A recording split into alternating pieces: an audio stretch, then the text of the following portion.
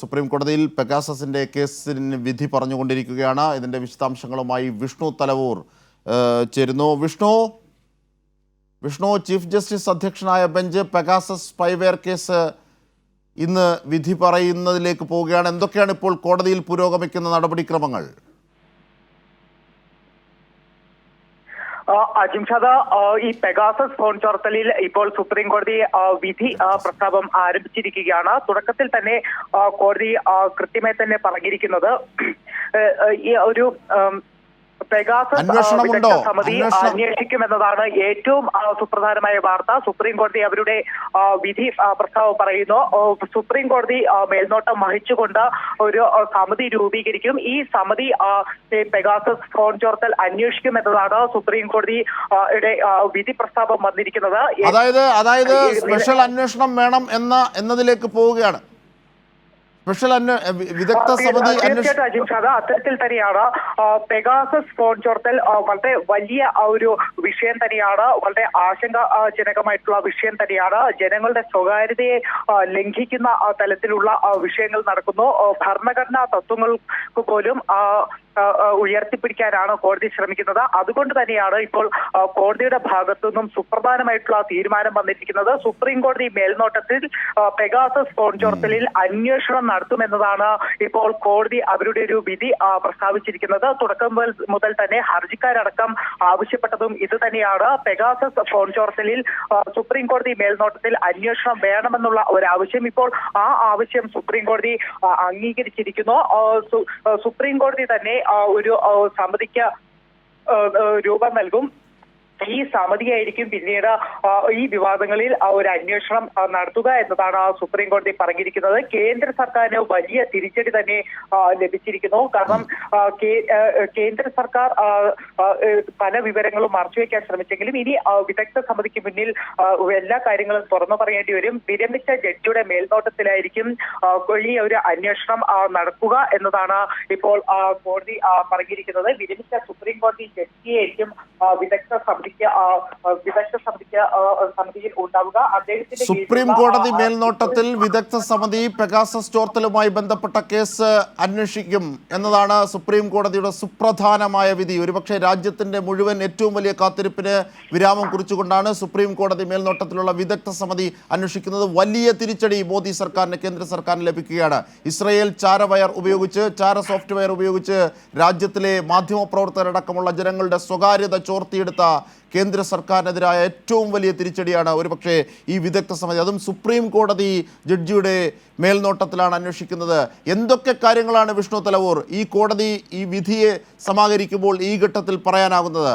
സർക്കാരിനെതിരെ, കേന്ദ്ര സർക്കാരിനെതിരെ എന്തൊക്കെ നിരീക്ഷണങ്ങൾ ഈ ഘട്ടത്തിൽ കോടതി മുമ്പോട്ട് വെച്ചു? സ്വകാര്യത മൗലിക അവകാശമാണെന്ന് കാണുന്ന ഒരു നാട്ടിനെ സംബന്ധിച്ച് വിധിയുടെ അത്തരത്തിലുള്ള വിശദാംശങ്ങളിലേക്ക് കൂടി ഈ ഘട്ടത്തിൽ പോകാനാകുമെങ്കിൽ വിഷ്ണു തലവൂർ.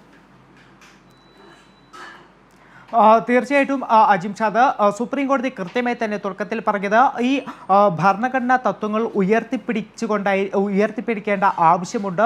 ഈ സ്വകാര്യത എന്ന് പറയുന്നത് സംരക്ഷിക്കപ്പെടേണ്ടത് തന്നെയാണ്. നിലവിൽ സ്വകാര്യതയ്ക്ക് മുകളിലുള്ള കടന്നുകയറ്റം ഉണ്ടാകുന്നു. അപ്പോൾ ഈ രാജ്യത്തെ ജനങ്ങളുടെ സ്വകാര്യത സംരക്ഷിച്ചു നിർത്തേണ്ടത് വളരെ അനിവാര്യമാണ്. അത് പ്രൊട്ടക്റ്റ് ചെയ്യേണ്ടതുണ്ട് എന്നതാണ് സുപ്രീം കോടതി തുടക്കത്തിൽ തന്നെ ചൂണ്ടിക്കാട്ടിയത്. അതോടൊപ്പം തന്നെ ഇപ്പോൾ സുപ്രീം കോടതി ഒരു വിദഗ്ധ സമിതി രൂപീകരിക്കുമെന്ന് വ്യക്തമാക്കുമ്പോൾ, അല്ലെങ്കിൽ അത്തരമൊരു ഉത്തരവിടുമ്പോൾ കോടതി ചൂണ്ടിക്കാട്ടുന്ന മറ്റൊരു പ്രധാനപ്പെട്ട കാര്യമുണ്ട്. കേന്ദ്ര സർക്കാരിന് മതിയായ സമയം സുപ്രീം കോടതി നൽകിയതാണ്.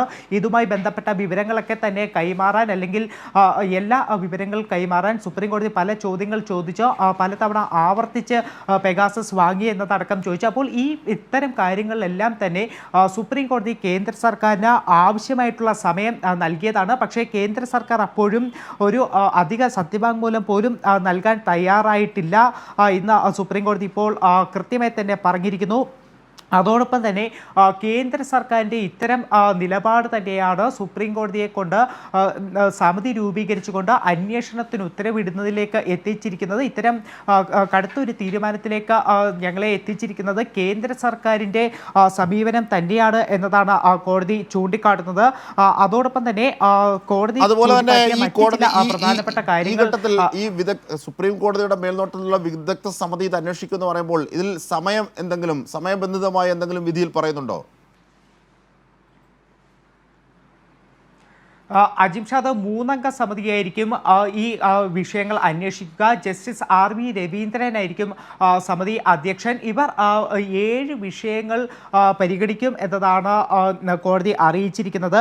ആ 7 വിഷയങ്ങൾ എന്താണ് എന്നുള്ളതിൽ അല്പസമയത്തിനകം തന്നെ കോടതി കൃത്യമായി തന്നെ പറയുകയും ചെയ്യും.